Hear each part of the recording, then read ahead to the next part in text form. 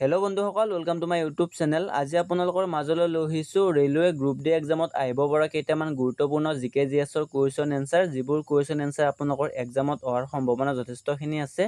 চ' ভিডিঅ'টো আপোনালোকে প্ৰথমৰ পৰা শেষলৈকে ভালদৰে চাব। যদি ভিডিঅ'টো আপোনাৰ বাবে হেল্পফুল হয় তেনেহ'লে এটা লাইক কৰি দিব, লগতে ফ্ৰেণ্ডছৰ মাজত শ্বেয়াৰ কৰি দিব। যদি আপোনালোকে আমাৰ চেনেলটো ছাবস্ক্ৰাইব কৰা নাই তেনেহ'লে ছাবস্ক্ৰাইব কৰি ৰাখিব, লগতে এনেধৰণৰ কুৱেশ্যন এনচাৰ পাই থাকিবলৈ আমাৰ টেলিগ্ৰাম গ্ৰুপত জইন হৈ ল'ব। ডেছক্ৰিপশ্যনত লিংক দিয়া আছে। তেনেহ'লে পলম নকৰি ভিডিঅ'টো আৰম্ভ কৰোঁ। আজিৰ প্ৰথম কুৱেশ্যনটো হৈছে প্ৰধানমন্ত্ৰী জন ধন যোজনাৰ শুভাৰম্ভ কৰা হয়। ইয়াতে আপোনালোকৰ অপশ্যন ৰখা নাই, মই ডাইৰেক্ট এনচাৰটো ৰাখিছোঁ। চ' ইয়াৰ এনচাৰটো হৈছে 28 আগষ্ট 2014 চনত কি কৰা হয়?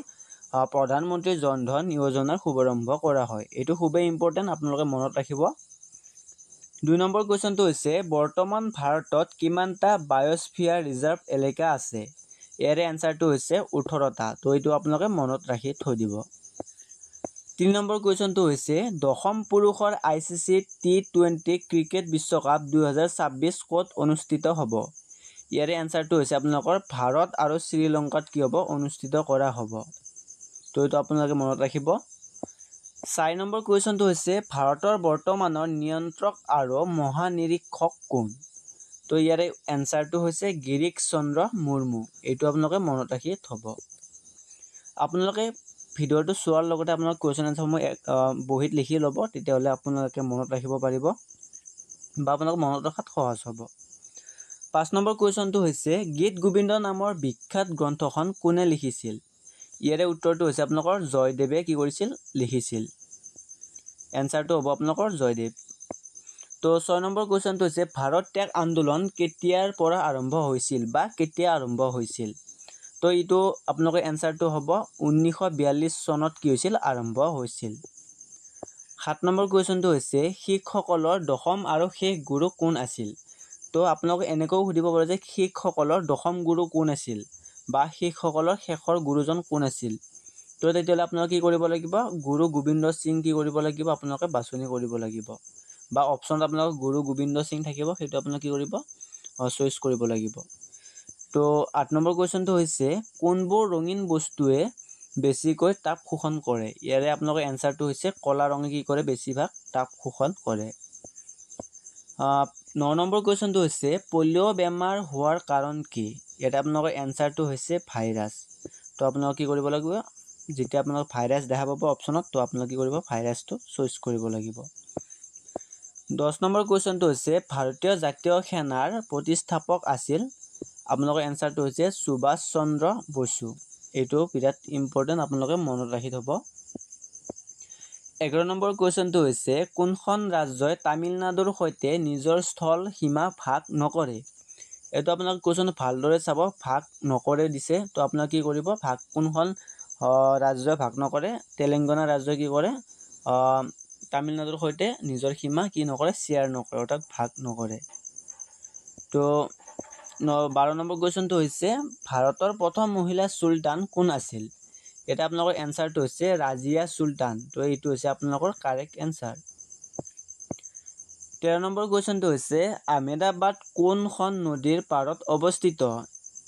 এনচাৰটো হৈছে আপোনালোকৰ সবাৰমতী নদীৰ পাৰত অৱস্থিত। 14 নম্বৰ কুৱেশ্যনটো হৈছে জালিয়ানৱালাবাগ কোনখন চহৰত অৱস্থিত?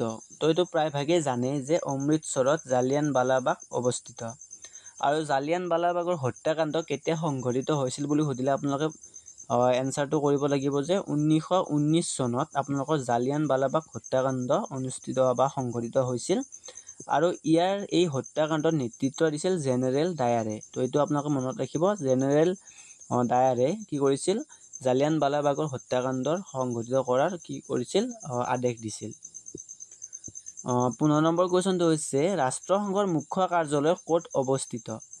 তো ৰাষ্ট্ৰসংঘ যেনেকুৱা সকলো দেশৰে এটা ইউনিট ৰাষ্ট্ৰসংঘ, তো এইটো ক'ত অৱস্থিত? নিউয়ৰ্কত অৱস্থিত। এইটো আপোনালোকে মনত ৰাখিব। 16 নম্বৰ কুৱেশ্যনটো হৈছে আন্তঃৰাষ্ট্ৰীয় ন্যায়ালয়ৰ মুখ্য কাৰ্যালয় ক'ত অৱস্থিত? তো ইয়াৰ এনচাৰটো হৈছে হেগ, অৰ্থাৎ নেদাৰলেণ্ডত কি হৈছে? ইয়াৰ কাৰ্যালয় অৱস্থিত। 17 নম্বৰ কুৱেশ্যনটো হৈছে ভাৰতীয় সংবিধানৰ 14 নং অনুচ্ছেদৰ সৈতে জড়িত কি অধিকাৰ জড়িত? তো এইটো কুৱেশ্যনটো হ'ব লাগিছিল যে ভাৰতীয় সংবিধানৰ 14 নং অনুচ্ছেদৰ সৈতে কোনটো অধিকাৰ জড়িত? তো এইটো আপোনালোকৰ কুৱেশ্যনটোৰ এনচাৰটো হ'ব আপোনালোকৰ সমতাৰ অধিকাৰ কি হৈছে জড়িত হৈ আছে। তো এইটো আপোনালোকে মনত ৰাখিব, সংবিধানৰ পৰা যিকোনো নহয় এটা কুৱেশ্যন সুধিবই। 18 নম্বৰ কুৱেশ্যনটো হৈছে তেল আৰু প্ৰাকৃতিক গেছ আয়োগৰ মুখ্য কাৰ্যালয় ক'ত অৱস্থিত? তো ইয়াৰে উত্তৰটো হৈছে দেহৰাদুনত অৱস্থিত। 19 নম্বৰ কুৱেশ্যনটো হৈছে মোৰ জীৱন আত্মজীৱনীখন কাৰ? এইটো হৈছে ৰাজেন্দ্ৰ প্ৰসাদ, ডক্টৰ ৰাজেন্দ্ৰ প্ৰসাদৰ এইটো কি হৈছে আত্মজীৱনী। 20 নম্বৰ কুৱেশ্যনটো হৈছে দেওধৰ ট্ৰফী কোনটো খেলৰ লগত জড়িত? ইয়াৰে উত্তৰটো হৈছে ক্ৰিকেটৰ লগত জড়িত। আপোনালোকে মনত ৰাখিব, আৰু ক্ৰিকেটৰ বা খেলৰ পৰা যিকোনো এটা কুৱেশ্যন আপোনালোকক সুধিব, তো মই তাৰে টপিক ৱাইজত এটা ডিটেইলিং ভিডিঅ' বনাই দিম, আপোনালোকে চাব। 21 নম্বৰ কুৱেশ্যনটো হৈছে ভাৰতৰ জাতীয় গীতৰ লেখক কোন? তো আপোনালোকৰ ভাৰতীয় জাতীয় গীতৰ লেখক হৈছে ৰবীন্দ্ৰনাথ ঠাকুৰ। 22 নম্বৰ কুৱেশ্যনটো হৈছে সংসদৰ উচ্চ সদনক কি বুলি কোৱা হয়? তো সংসদৰ উচ্চ সদনক ৰাজ্যসভা বুলি কোৱা হয়। এইটো আপোনালোকে মনত ৰাখি থৈ দিব। 23 নম্বৰ কুৱেশ্যনটো হৈছে কিমান দিনলৈ উপৰাষ্ট্ৰপতি নিৰ্বাচিত হয়, বা উপৰাষ্ট্ৰপতিৰ সময়সীমা কিমান বছৰ? তো ইয়াৰে এনচাৰটো হৈছে 5 বছৰ। লগতে প্ৰধানমন্ত্ৰীৰ সময়সীমা 5 বছৰ হয়, এইটো আপোনালোকে মনত ৰাখি থৈ দিব। 24 নম্বৰ কুৱেশ্যনটো হৈছে ভাৰতত শক্তি উৎপাদনৰ বাবে তলৰ কোনটো কেঁচা মাল ব্যৱহাৰ কৰা হয়? ইয়াতে মই অপশ্যন দিয়া নাই যিহেতু, তো এতিয়া কুৱেশ্যনটো হ'ব ভাৰতত শক্তি উৎপাদনৰ বাবে কোনটো কেঁচা মাল ব্যৱহাৰ কৰা হয়? তো ইয়াতে আপোনালোকে কি কৰিব লাগে, তেতিয়া আপোনালোকে কয়লাটো কি কৰিব লাগে, আপোনালোকে চইচ কৰিব লাগে। আপোনালোকৰ এনচাৰটো হ'ব কয়লা। 25 নম্বৰ কুৱেশ্যনটো হৈছে কোন দুখন দেশৰ মাজত হোৱা যুদ্ধৰ নাম আফিং যুদ্ধৰ নাম দিয়া হয়? এইটো আপোনালোকৰ এনচাৰটো হ'ব ব্ৰিটেইন আৰু চীনৰ মাজত হোৱা যুদ্ধক কি বুলি কোৱা হয়?